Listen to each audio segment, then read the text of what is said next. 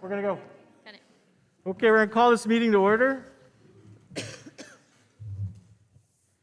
And roll call. I'm present, Jen's present, Mike's present, Chris is absent, and Stephanie's present. Pledge of Allegiance. Flag is over there.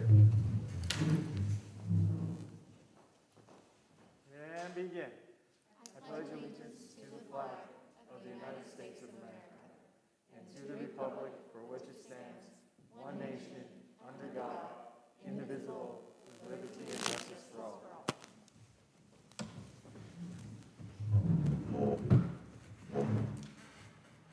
Okay. Adoption of the agenda. May I have a motion on the agenda? I'll move. It's been moved. I'll second. Any changes or additions or subtractions from the agenda? All those in favor say aye. Aye. I'm an aye as well. The motion passes 4-0-1. Individuals desiring to address the board. 4 items not on the agenda. What's the time limit? 3? 3 minutes per speaker. And we'll start with Kari Valdez.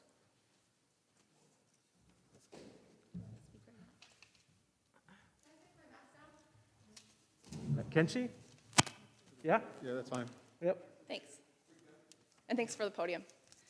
Members of the board, my name is Carrie Valdez. As a parent of 2 amazing Spreckels boys, as well as a stakeholder, as referenced in the LCAP report, I was one of the many parents whose best case scenario would have been to return to school full-time 5 days per week for the last 2 months of the school year. Second runner-up would have been Mondays in person, and next would have been the additional 1 to 2 hours per day, Thursday through Friday on the current program, Tuesday through Friday program. 4 more hours of instruction time per week does mean something. Those did not happen, and so as a stakeholder who is not in the pool of representatives directing the board on advice for the reopening, please take a moment to hear some of my opinions as for the upcoming school year as a member of this voting district.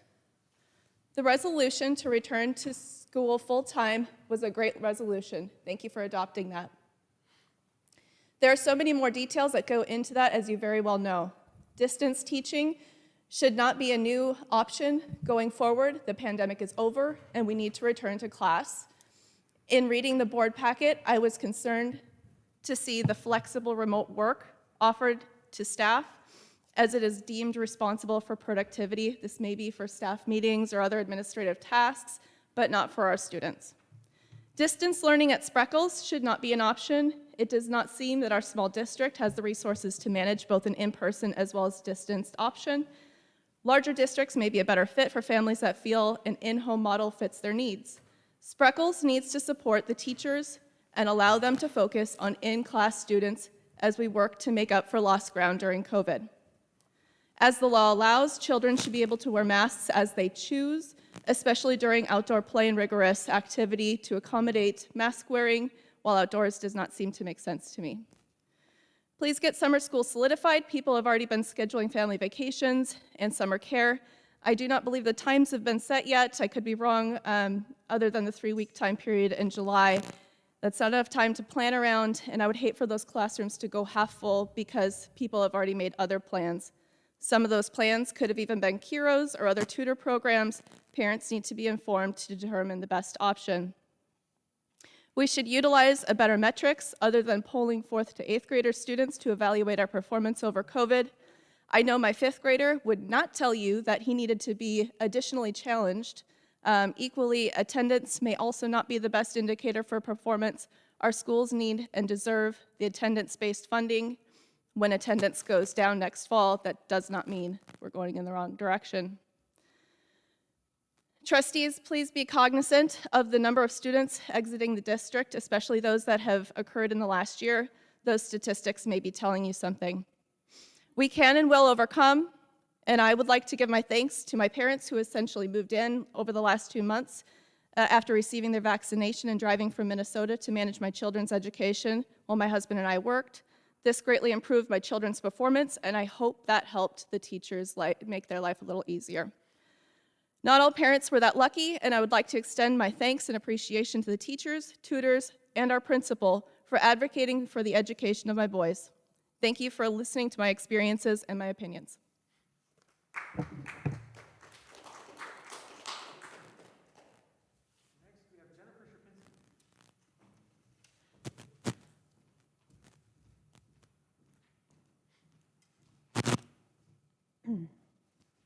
Good evening. My name is Jennifer Sherpinski. I have a daughter in 6th grade at Buena Vista, a daughter here in 4th grade, and a son who will be 5 in August, starting kindergarten at Spreckels. To say these past 15 months have been challenging would be an understatement. I went from working a full-time job in produce marketing to being a stay-at-home mom who was faced with homeschooling my kids. I, like so many other parents, found myself in a role that was foreign. Last spring was tough, real tough.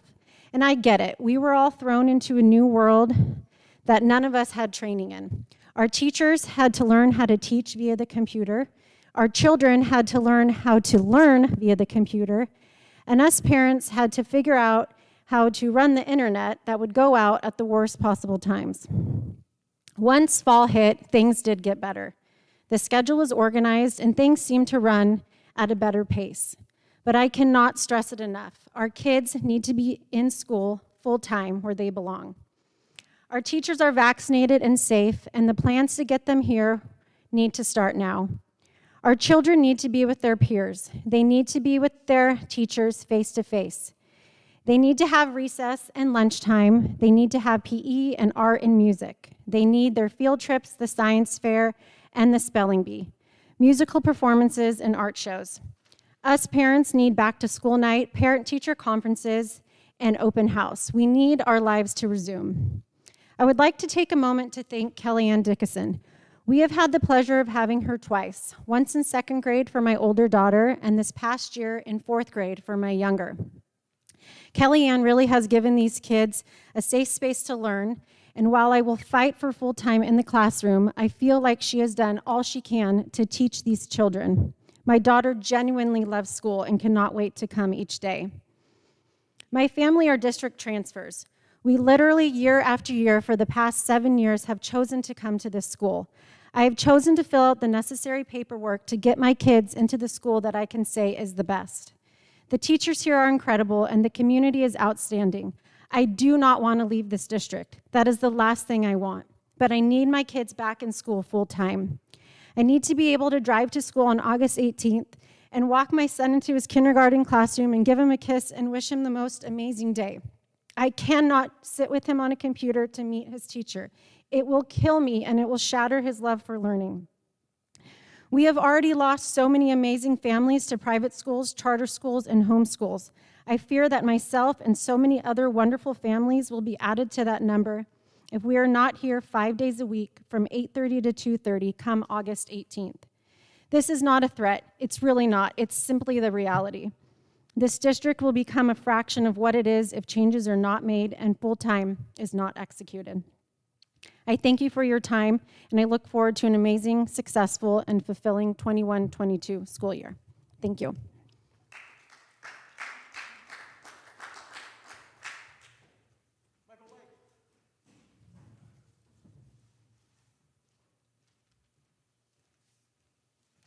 Good evening.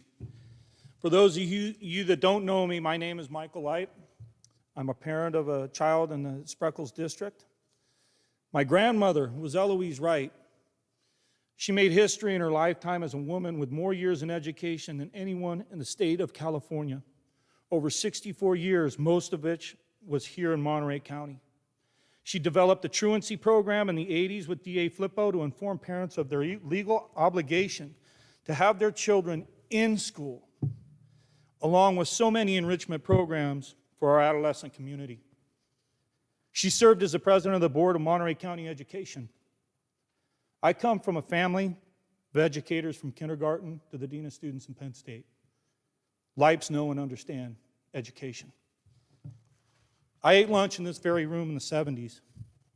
In 1980, I remember Leon Panetta pulling me up next to him outside on those front steps, talking about leadership when I was in Miss Fletcher's first grade class. My son, Cody, graduated from Buena Vista.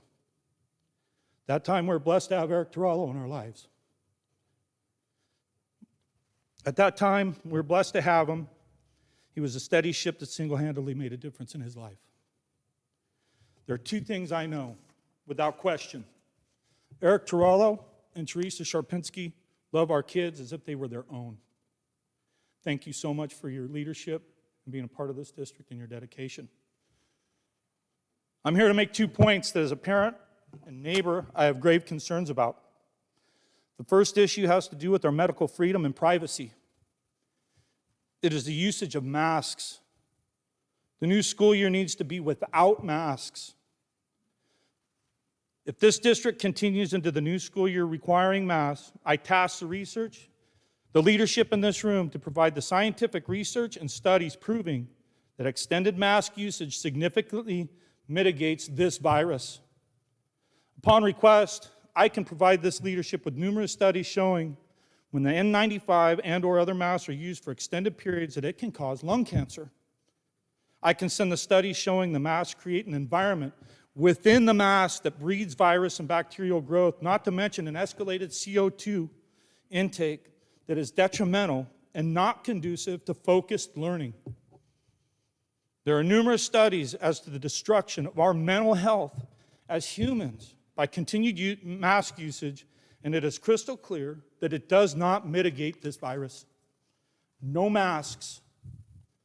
The second point I'd like to make has to do with what was discussed in the last meeting. Has to do with systemic racism that is being created and promoted within the confines of this district, perpetuated by members on this board. The resolution put forward last meeting in regards to Asian hate was one of the most racist statements I've ever heard in my life. I first would like to commend this gentleman here on the board, Chris, for him refuting this ridiculously racist resolution. And I really thank him for his time and hope that he continues to participate on this board. Our community was torn to pieces during World War II in regards to our Asian American community. Our amazing neighbors right here, the Tanamuras, were locked up, along with Henry Hybino, former Mayor of Salinas, so many other great Americans. We have dealt with this issue in this community decades ago. This resolution put forward as an example of systemic racism and its communist undertone of conquest through division. It is political activism. There is absolutely no place for political activism within the leadership of this board. I would also add that the second board member that voted for this resolution should also step down, as they promoted this political activism within the confines of this board. We cannot allow these activists to bring proposed adult problems with no supporting evidence into the classrooms of our children. As some teachers have suggested, we don't want babysitters at our school. We want educators. It is absolutely critical that this board stands up to the abominable teachers union that is using our children as leverage for their negotiation and demand teachers show up for full-time in-person education. If they refuse, they need to be terminated and find work in another sector where they can shelter in place. In regards to following county guidelines, this district is not beholden to the advice of the county, state, or CDC. Just like Donald Trump could not tell Gavin Newsom how he was going to run his state, Gavin Newsom cannot tell this county how it will run. So is said for the county telling the district how we will conduct education at this school. Power in America starts in this room, people, and it goes up. It doesn't go the other way. I ask this board to be bold and stand for your constituents. Stand for our children. It will not be easy, but I promise you, us as parents have your back. And we will fight every step of the way with you to ensure our children will no longer be abused by these unconstitutional mandates levied against us. And I'd just like to end with a little piece from a great president, John F. Kennedy, his Executive Order 10925, True Voice for Equality. We must take affirmative action to ensure that all Americans are treated equally without regard to race, color, religion, sex, or national origin. Thank you.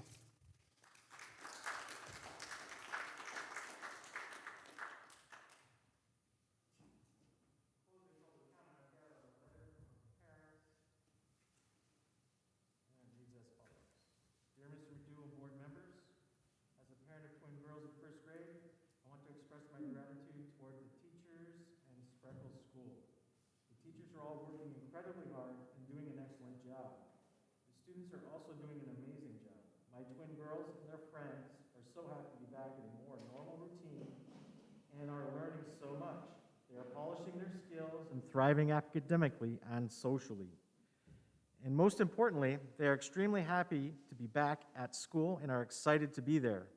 They absolutely love seeing their friends in person and are blossoming. I cannot thank the teachers enough for all their hard work and dedication this year.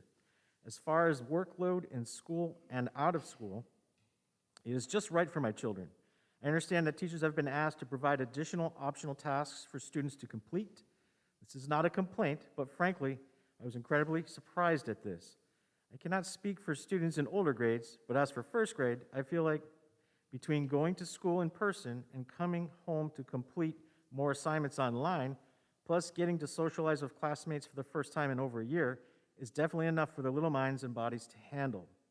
I appreciate the teachers so much, and they have already been asked to pull off the impossible this year with online teaching, now in person and online, etc. Asking for additional activities and assignments seems a bit like overkill. Again, this is just my thoughts for the younger grades, as I certainly would not overstep with older grades where I do not have children. I know everyone is very mindful and appreciative of all the teachers are doing, and I simply want to say thank you as they continue to be asked to pull a rabbit out of the hat at times and are doing an amazing job. Thank you for your time. Sincerely, Gretchen Van Egan. All right, public comment. Bargaining unit presentation starting with STA. We have STA tonight? How about CSEA? CSEA tonight? Nope. Board member comments? I'll start down on the end. No comment, thank you. Stephanie? I do have comments. So, first off, I know we're nearing the end of the school year, but we have another meeting shortly, so we can talk more about that at our next meeting. But I just wanted to acknowledge, since our last meeting, that the Pfizer vaccine has become available for those 12 and over. So as we talk about opening and COVID, and so that's something that has happened and making some progress since our last meeting. And then I also just wanted to acknowledge that we're starting to provide supplemental support for those students who have been identified in need of additional academic support after this past year, and also support around mental health. And in fact, experts are saying that we really won't be able to combat learning loss until we really deal with the mental health and social emotional learning as well for our students. So I'm really proud of our district and that we're moving in that direction of not only addressing the academics, but also addressing the social emotional mental health needs of our students. And just recognizing too that a lot of the experts are saying that incorporating kind of curriculum around social awareness, relationship skills, managing stress, and setting goals can really be helpful for our students as they begin to come back in person. And then also, I know we'll be talking about this in the LCAP, but talking about the enrichment opportunities, which for next year as we move into the 21-22. And that's also showing that those enrichment opportunities, which are for all students, is another way to really address those social emotional needs. And so, again, just recognizing that I'm really proud of what's starting to happen, and I know we're going to talk a lot today about what we're going to be looking forward to as well too. So thank you. Jen? Oh, boy. Well, thank you everybody that came here tonight to voice their opinions and also just to support each other. I also want to again thank our students. They're doing an awesome job. I have been seeing kids outside and I've seen them be happy, and it's been absolutely fabulous to see everybody. Let's see. I think that's all I got for today. It's been a rough day. Yeah. Roger that, thank you. And I have no comment tonight. Oral and written communications, we have none. And that takes us to reports, starting with Superintendent. Brief comments. I know I speak for many when I say it's nice to wrap this one up. It's been a long and difficult year, but moving into next year and the collective understanding that we'll be open up full-time in the fall, it's now, I think, time to start the healing and the rebuilding. Speaking of, you mentioned our tutoring program's already off running, and it's great. Kids are coming in the morning, 7:15. They're staying after school. They're coming on Saturdays. Some are getting virtual support. So it's first phase off and running. Summer school will be rolled out next.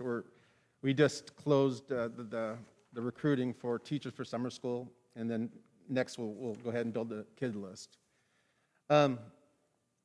We will be state testing next week, unfortunately, no editorial. The state testing mandate was not lifted, so we'll be using next week to test.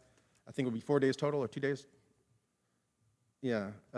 Again, we're using this data. We realize that this data is going to come with a lot of asterisks, but it will be data that we could use as part of identifying kids. So, again, we're looking forward to wrapping this one up and starting brand new next year, fully open.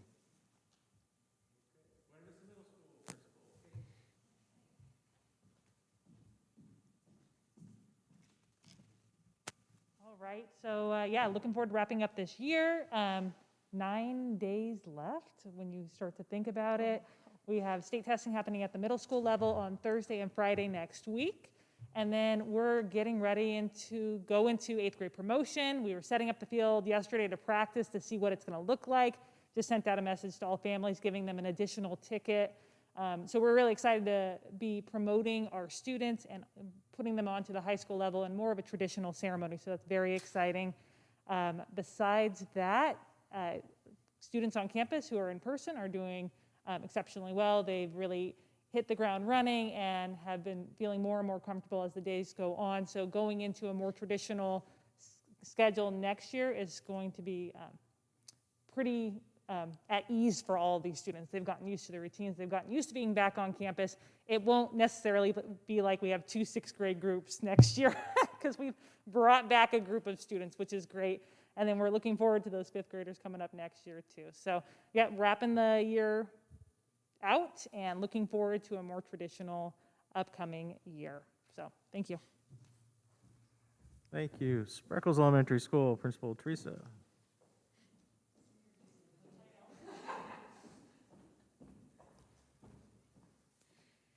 Okay, I just want to give a quick shout out to quite a few of my teachers because we just had colloquium yesterday for our induction teachers, which is how they clear their credential. And we had 2 teachers finish the 2nd year, and they did wonderful presentations, so that was really cool. And we've also had 3 teachers complete their master's programs in the last couple of weeks.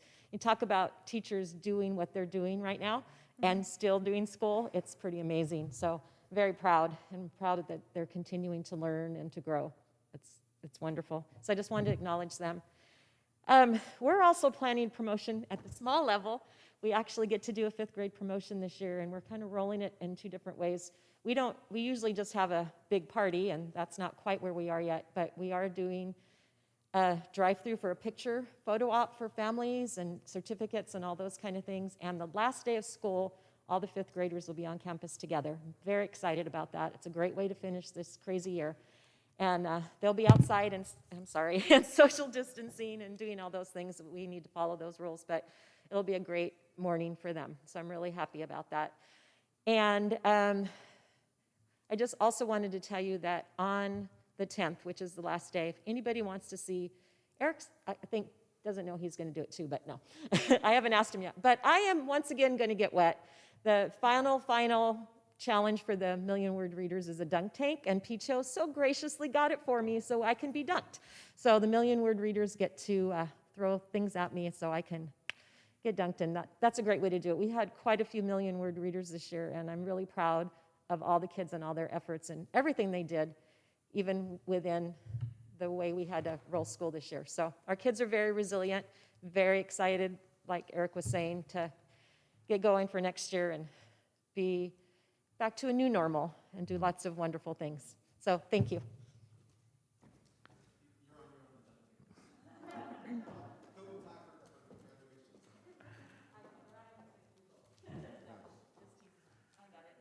Do we have anybody from SUEF tonight?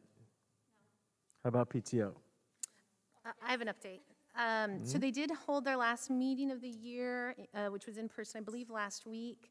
They elected their new board members, though they do still have the positions of auditor and VP open. So That's a great opportunity for service and engagement, so I really encourage if anybody's interested. And additionally, they approved their budget and updates to bylaws. Okay. Is that it? That's it. Okay. Bobcat Club? Yep. All right. Business information item. Presentation of next year's LCAP, including budget overview for parents and annual update. Yeah, so we're excited. We mentioned before that one of the silver linings of COVID was it brought in pockets of money that we could do some things we haven't done in a very long time that are exciting. And so we're excited to share our LCAP. The LCAP basically is brought to you today in a public hearing. We get direction from the board, comments from the public, and then we bring a final version to you next Thursday for approval. The process actually starts in February or March, and I'd like to thank the LCAP committee. It's made up of a board member, site and district administrators, teachers, classified, representatives from the teachers, from both the unions. We got parents, parent groups, community members. So it was a very large, well-represented group. We met about 4 times, and I think we really came up with a good plan. So I'm not going to go page for 88 pages, but I will give you kind of a summary of each goal. And if you want to ask questions, we can go from there. So goal 1, again, is providing supports for students that have suffered learning loss or social-emotional trauma from the past year. And it includes our 3-phase bridging program, which will be a 3-year program, starting with tutoring that we've started, summer programs this year plus the next 2 at least, and a built-up enhanced intervention program. The tutoring itself, I think, might have been misunderstood. It's not going to necessarily stop. It will probably be picked up again in the fall.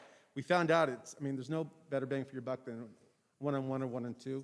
So we're going to continue the tutoring in the fall for identified kids as well. So the 3 phases will actually kind of run together a little bit. We're also going to increase our intervention staffing, increase the social-emotional support. And this is exciting. I know in a small district, I have a full-time counselors. For me, it's a big deal because, the advantage of going bald and gray and being here for so long is that I remember our last counselor about 25 years ago, Teresa Malcolm. It's been that long since we had a full-time counselor devoted to students and social-emotional. So to have that back, I think it's going to offer us a lot.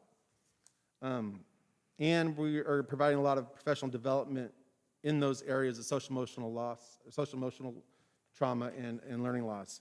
So that's kind of goal 1 from a high level. Goal 2, very similar, but it's focused on our unduplicated students. The students are bringing what's called supplemental money. Those are English learners, foster youth, and low-income students. And we've increased the staffing for those students. We've increased the professional development for teachers for English language development. We're offering social-emotional support for Spanish-speaking students as well through kind of a side contract with Harmony at Home. And we're providing transportation and technology services and devices for those students.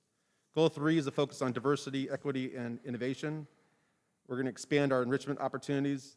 Meeting with the kids, that was their first, second, and third priority, getting chances to reconnect. And so we're going to try to, go back to pre-COVID, but also increase that number. I think pre-COVID, we had about 40 different enrichment opportunities, from music to art to sports.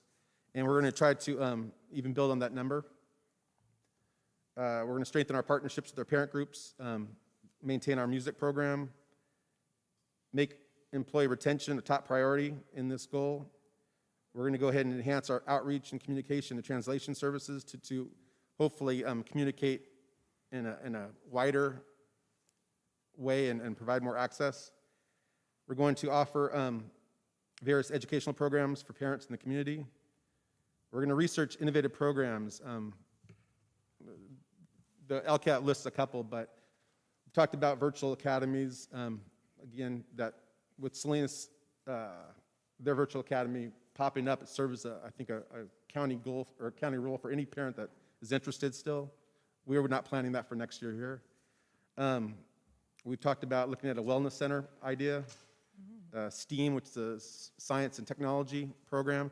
The idea would next year to be to research the various ones and come back with the recommendation for year 2, if one of them seems to be a good fit for the district after getting more feedback. And then we're going to expand the role of our equity committee. And goal 4 it focuses on basically providing rigorous and engaging academic content standards. And each of these goals, I probably should have started here, there are 8 state priorities that the goals have to kind of feed into. So goal 4 is really the academic one.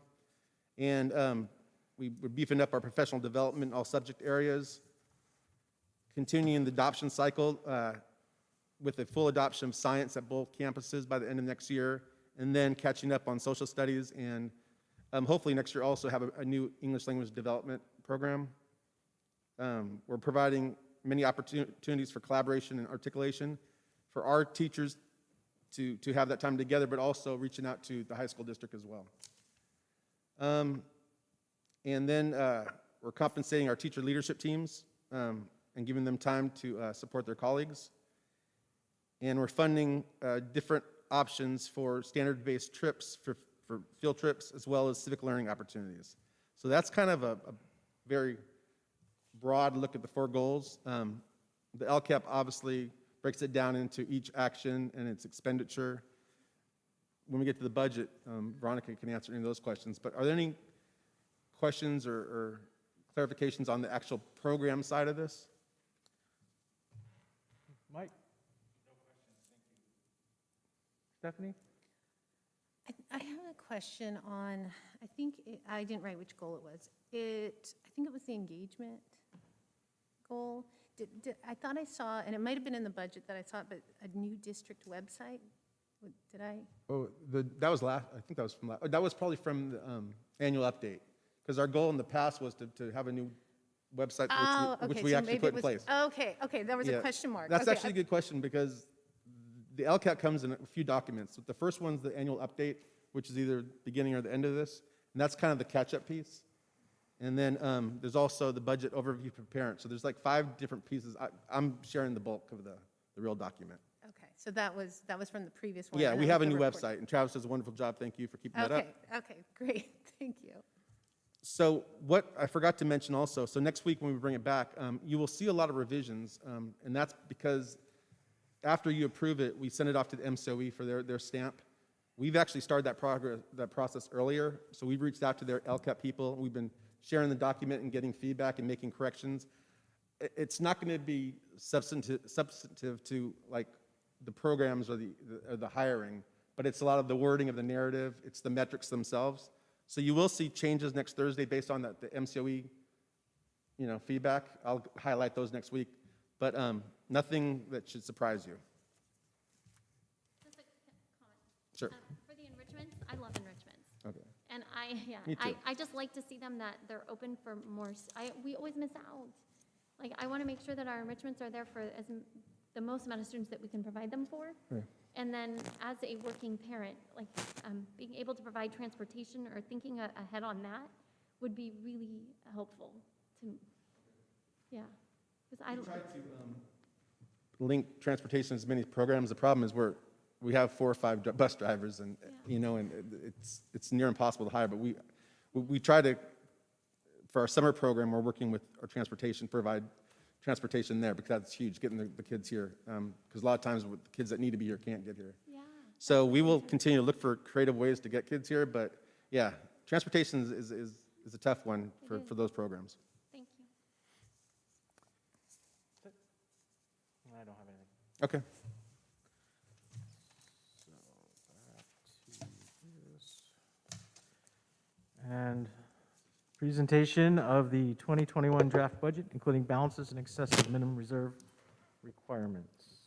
So I'd like to move to page 175 of the board packet. It's the summary level of the multi-year projection.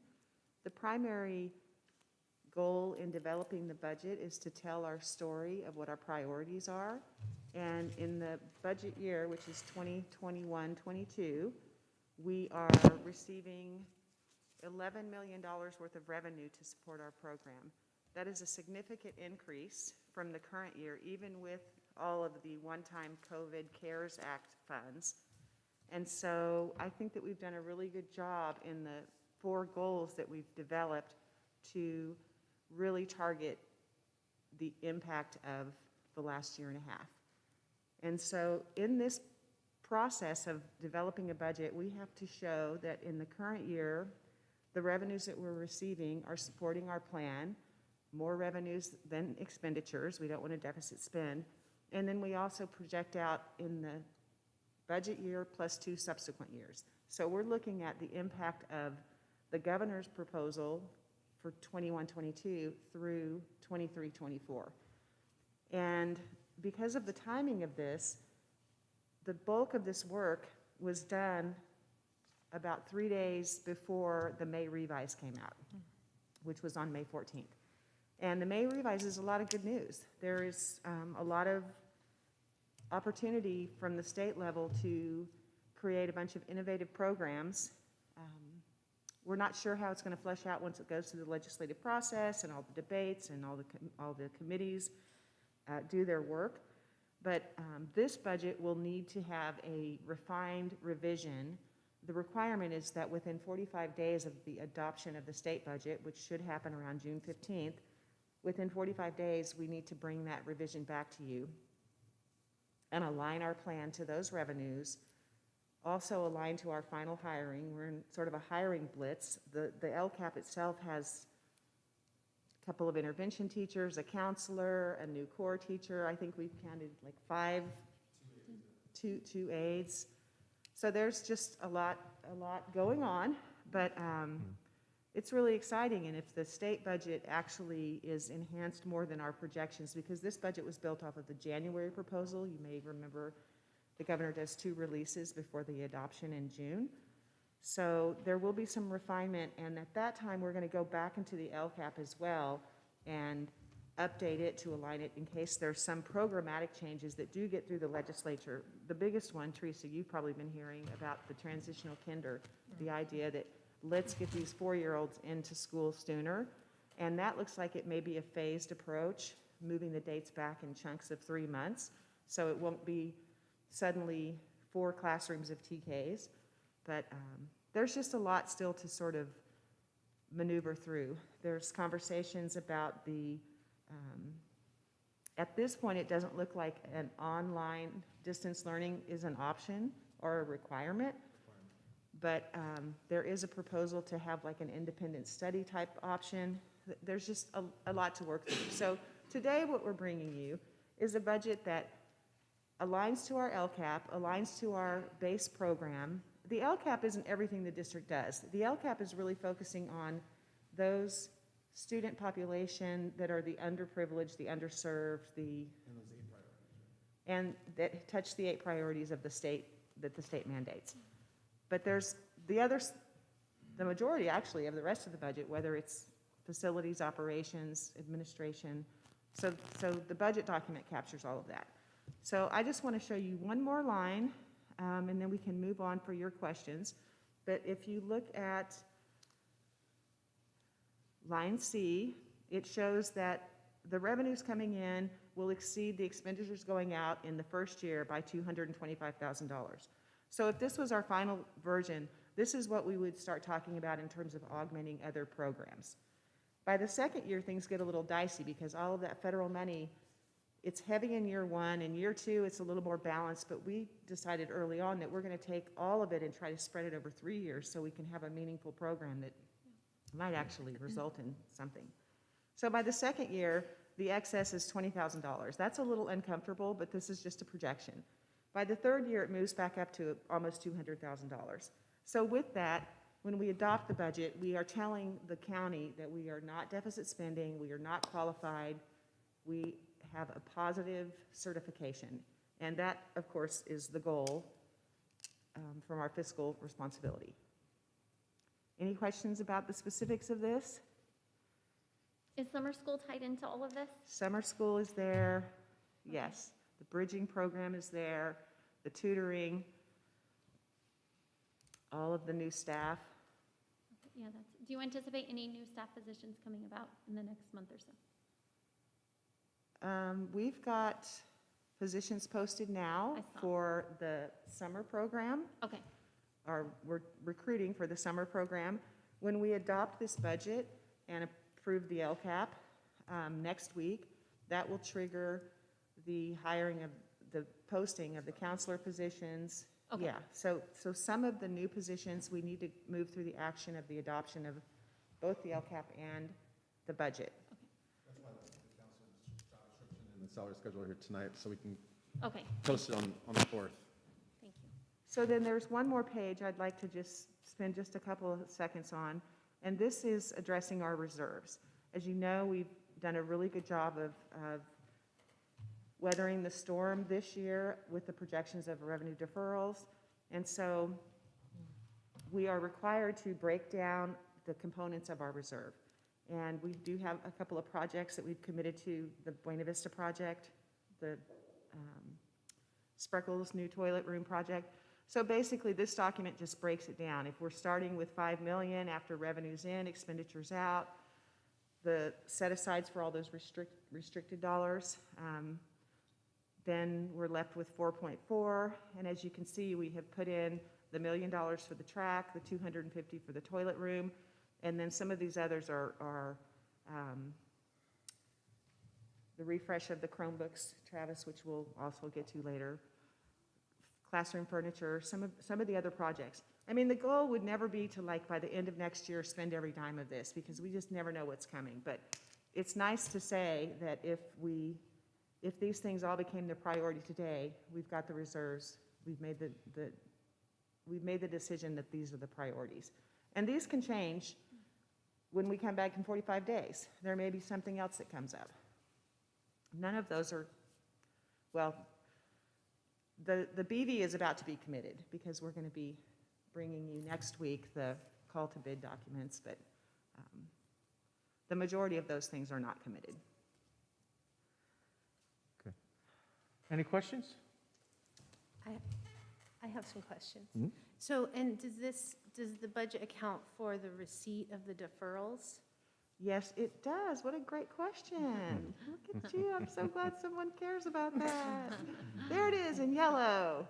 So it is still there. There's 1.9 million of half of our undesignated reserve is to cover that. And though the state is flush in cash, they are not changing that schedule. So the February, you can see, I'm not sure how it's reading. Yeah, it's reading very well. The February deferral we're going to get in November, March and October, April and September, and May and August. I don't know why they did some weird.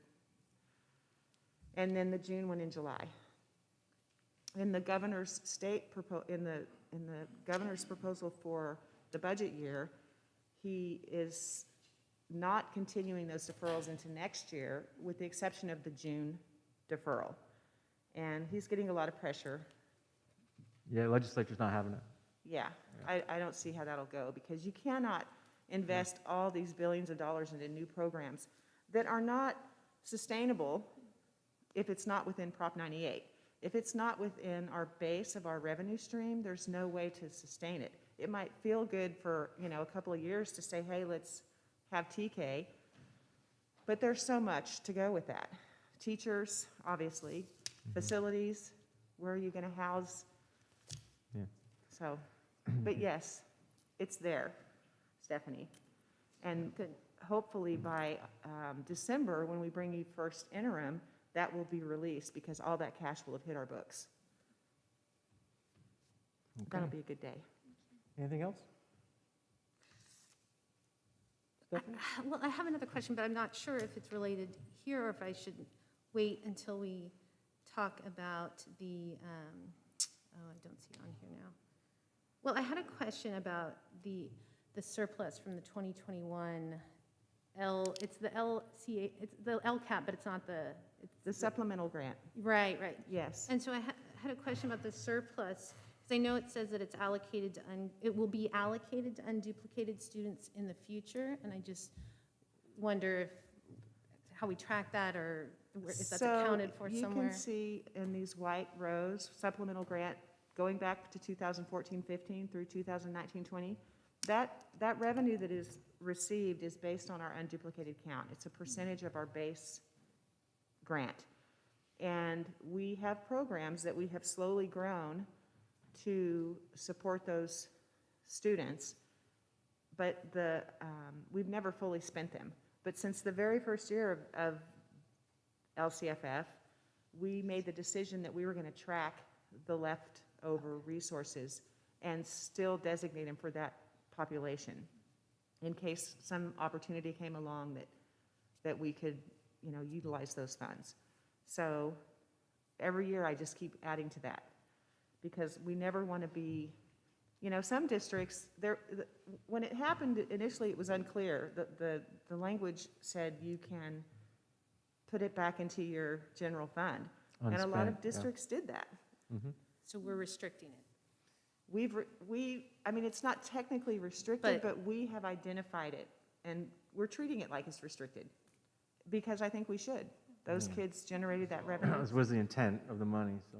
Yeah, so, and who knows, LCFF has reached its target, and there may be a revision in the future of that funding calculation, especially if there's a change of leadership in Yeah. Sacramento. Well, and I think not spending it might be reined in too over if the legislature has their way at some point. So. Well, what's really kind of interesting is that Yeah. we got really close in 17-18.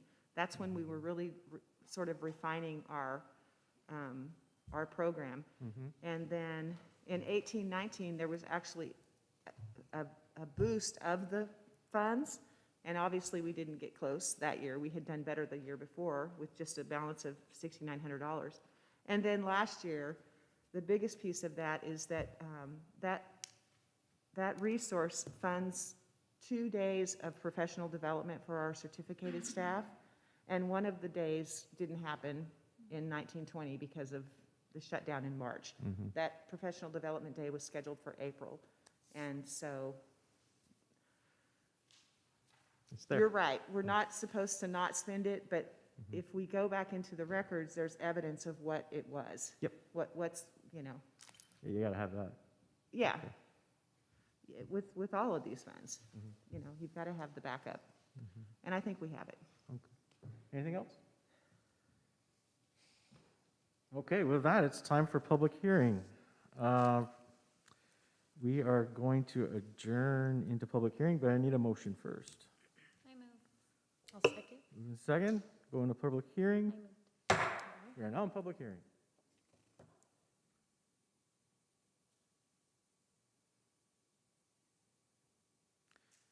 Seeing none, I need a motion to adjourn from public hearing. I move. I'll second. All those in favor? Aye. Passes. We're out. Action. E-log.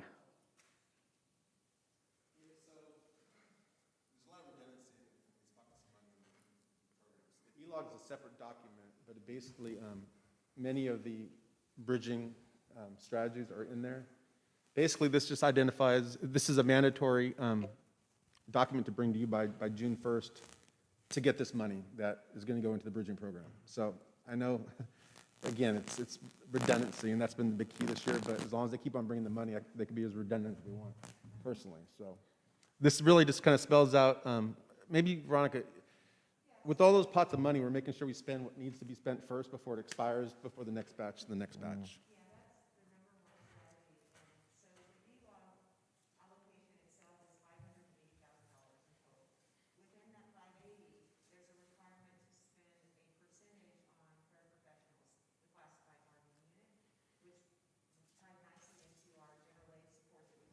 Two extra, yeah, right. So we peel that off and we look at the balance, but we also took all the other costs and just started with a third slice, 3 years. We have $1.5 million, we got $500,000 a year, what can we do with that? And so it's not completely in the plan right now, it's not completely a third. The first year is a little heavy, the second year is a little heavy, less heavy, and then by the third year, it's balancing out again. So I think what I need to do is kind of put that in a snapshot, so That'd be nice. come out of here and, Color code, you had that color code document, might be helpful. They're the one you had the different pots. Yeah. for whatever it is, the requirement of ELOG, the Extended Learning Opportunities Grant, which is a state program, we have to have this plan by June 1st. Yeah, they gave us a lot of time. Yeah. Which is actually why we held a special meeting today on May 27th. Yeah. That was so sarcasm, by the way. I'm just shy. I still bring my, so I appreciate it. I think it's really helpful. There you go. Well, I'd love to entertain a motion on the E-log, please, to either accept it or approve it or not. I move to approve. Or adopt or approve, what's the better word for you? Adopt? Adopt, I move to adopt. Okay. I'll second. Move a second. Any discussion? Seeing none, all those in favor, please say aye. Aye. Nays, abstentions, motion carries 401. Moving on to curriculum, information, nothing, personnel, information, action, first read, school counselor job description.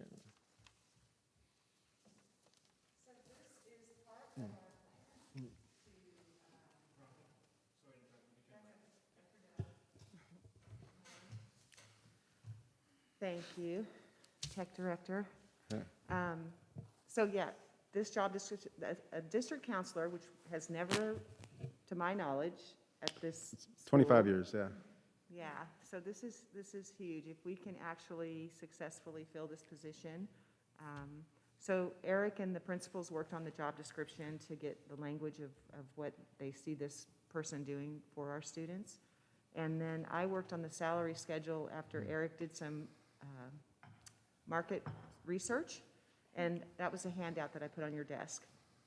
So basically, go ahead. So the job description, I mean, it's pretty standard for an elementary school counselor, but we did customize it a bit to match the things we're trying to do in our LCAP. Specifically, there's a line, there's a duty in there that talks about leading social skills groups, which is going to be important. Tammy, do you mind kind of just giving an example of what that would look like and why it's so important? About social skills group? Yeah. Yeah, it's a tier 1 and tier 2 strategy to help kids navigate how to have meaningful and helpful social interactions that don't require an adult all the time to help them navigate each other. Thank you. And that's an example of a customized bullet point. So this is a blend of things we really, when we're kind of brainstorming what kind of social emotional support we want to provide as a specific district, blending it into like a normal template for a counselor in general. So this is a first read, and we'll bring it back as a final read next week. We also just created the salary schedule. We had mentioned to the bargaining unit leadership that we were going to keep the position within the unit on their salary schedule, but with additional days. So the handout that we gave you, it's showing, because they will have a different work year, 8 additional days from the teacher work year, the salary schedule is just modified to account for those 8 days. It's just even across the board. And so we'll take that back to them and get their blessing in time for the final approval next week. Okay. Any questions on this? When can we expect this to be posted on The 4th. the 4th? The Thank day- you. well, I'm trying to keep If this. you guys prove it on the 3rd, it would be like going on the Okay. 4th. Thank you. Monica, or that Monday, Monica, sorry. Monica? How about the 7th? The 7th. Next Friday at the earliest, if I'll be everything goes calling right. you. Okay. The 7th. Okay, thank you. Any other questions? None? Okay. I need a motion on this then, please. I move? Move to approve? Yes, I'll to second. approve. I'll second. Okay. I don't think there's any more discussion. Therefore, all those in favor, please say aye. Aye. I'm an aye as well. The motion carries 401. Administration, information action. Got a resolution on Mental Health Awareness Month. And before we get into that, I have public comment to read on that.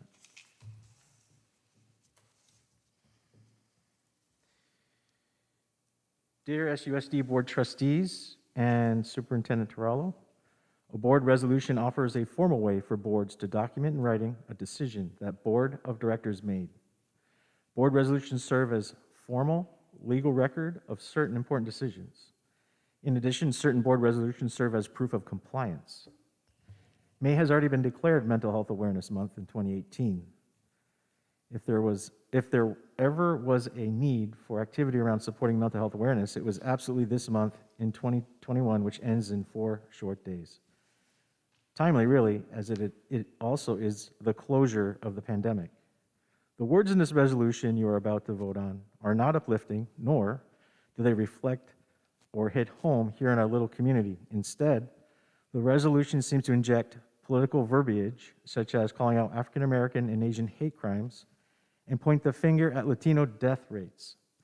Referencing chronic absenteeism as a need for this resolution, shortly after stating in an LCAP report that attendance is at record high levels, leaves me wondering just how connected the board really is to our community.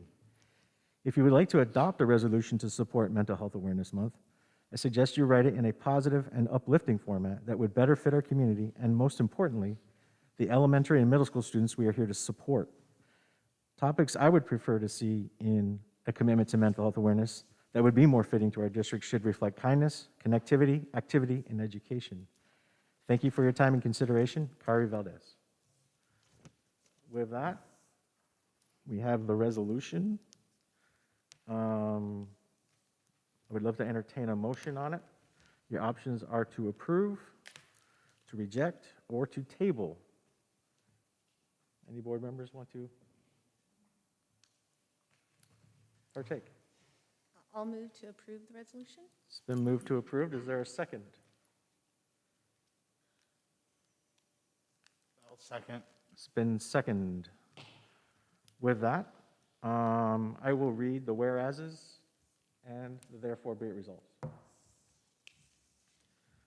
Whereas families have been deeply affected by the pandemic and children are likely facing increased stress due to the changes, fear, and uncertainty caused by illness, isolation, impending homelessness, and job and healthcare loss at rates never before seen, and whereas children have been found to be at higher risk of abuse or witnessing domestic abuse at this time of long-term school closures, and whereas children and families are dealing with long overdue societal reckoning with police violence against African Americans, a spike in anti-Asian hate crimes, and significantly higher than average death rates linked to COVID-19 among Latino communities, and whereas the Centers for Disease Control and Prevention reports that more than 20% of youth have a diagnosed mental health disorder in the United States, and whereas the average age of early signs of mental illness is 14 when most students are entering high school, and whereas an estimated 60% of students with emotional, behavioral,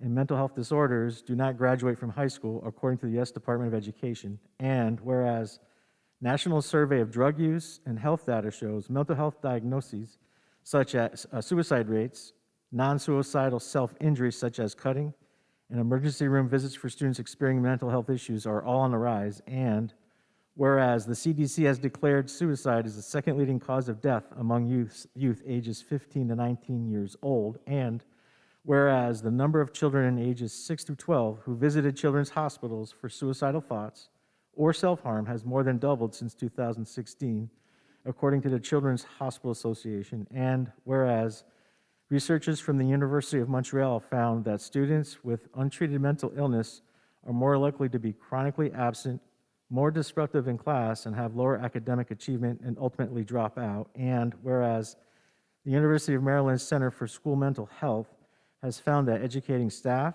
students, and parents in the signs and symptoms of mental health illness is key to both early intervention and dismantling the stigma surrounding health, and whereas the same study reports that students are more likely to follow through with mental health services in school settings, and bringing mental health services onto campuses enables easier communication among providers, parents, and teachers, and whereas schools that implement comprehensive mental health systems see improved academic performance, fewer special education placements, decreased disciplinary actions, and higher graduation rates, and whereas spreading awareness of the importance of mental health can help people realize that many ways in which mental health impacts them and those around them, and can provide the opportunity to learn about available services. Now, be it resolved, the governing board of the Spreckels Union School District proudly proclaims the month of May as Mental Health Awareness Month in recognition of any student or Spreckels Union School District staff member challenged by mental illness. Spreckels Union School District stands ready to support you.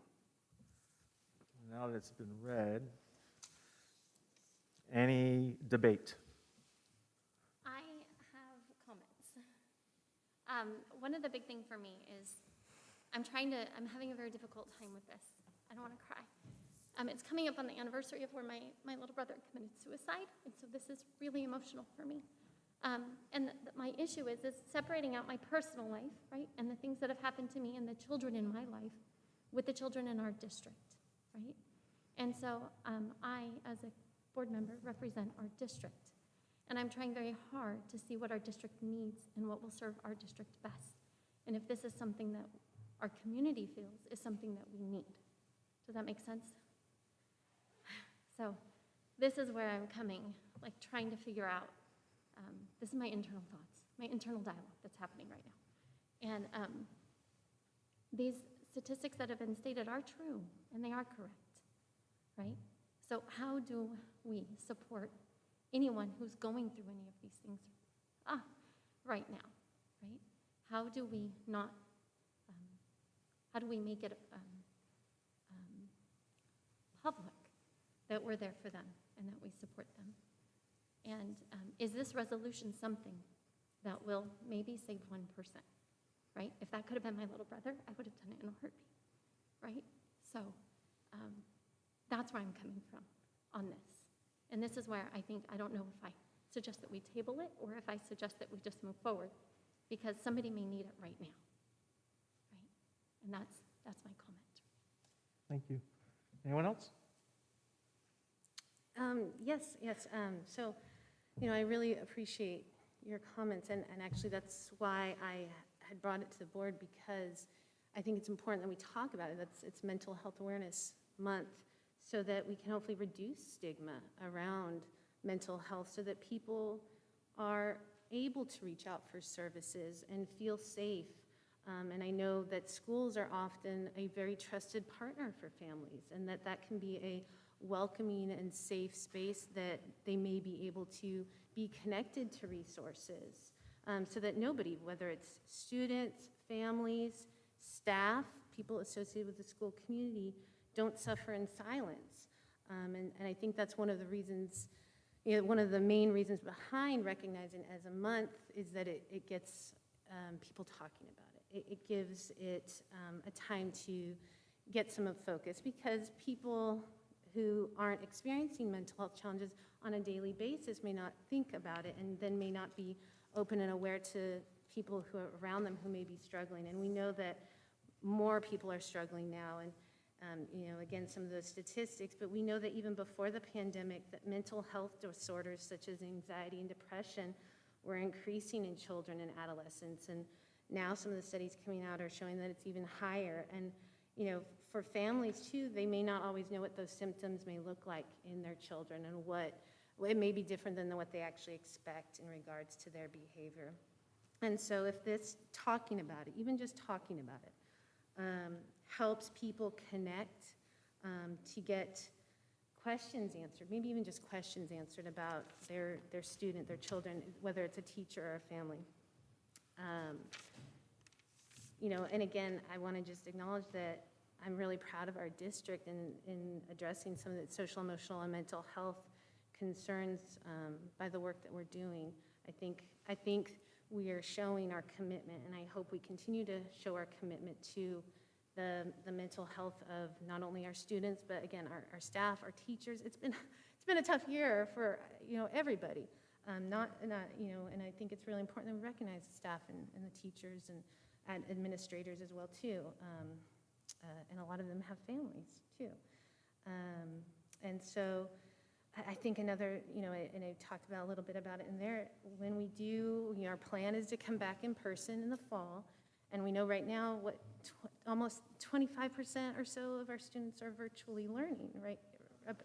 So for those students, there could be potentially additional anxiety of returning in the fall. And so, recognizing that and potentially being able to provide, additional support as we look to the future. So, again, just talking about it and hopefully showing our support and commitment to the mental health of our community. Thank you. Michael? I don't have any comments, thank you. Okay. And I don't either. So with that, the motion currently on the floor is to adopt this resolution. And if that's the case, unless there's a motion to table, I'm ready to call for a vote. All those in, oh, it's roll call vote. I'll start with Jen. I'm going to say aye. And then I'm an aye. Stephanie? Aye. Michael? Aye. Motion carries 4-0-1. Future agenda items.